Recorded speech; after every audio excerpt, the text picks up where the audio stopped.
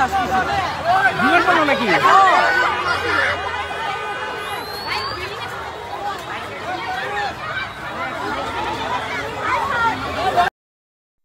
উত্তরায় বাংলাদেশ বিমান বাহিনীর একটি প্রশিক্ষণ বিমান বিধ্বস্ত হয়েছে।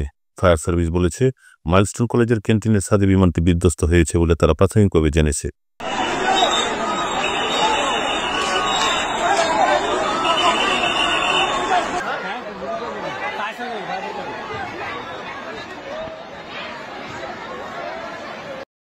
সেখানে উদ্ধার কাজ চলছে। এ ঘটনার তথ্যে একজনের মৃত্যুর খবর নিশ্চিত করেছে ফায়ার সার্ভিস।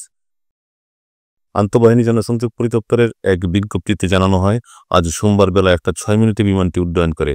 বিমান বিধ্বস্ত হওয়ার পর মাইলস্টোন স্কুলের ভবনটিতে আগুন ধরে যায়। ভবনটির নাম হায়দার হল বলে তিনি জানান।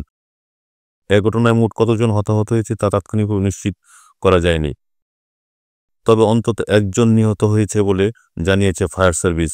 আজ বেলা 2টার কিছু পরে ফায়ার সার্ভিসের নিয়ন্ত্রণ কক্ষের দায়িত্বরত কর্মকর্তা লিমা খান জানান, আহত 4 জনকে বিমান বাহিনী হেলিকপ্টারে করে সম্মিলিত সামরিক হাসপাতালে নেওয়া হয়েছে।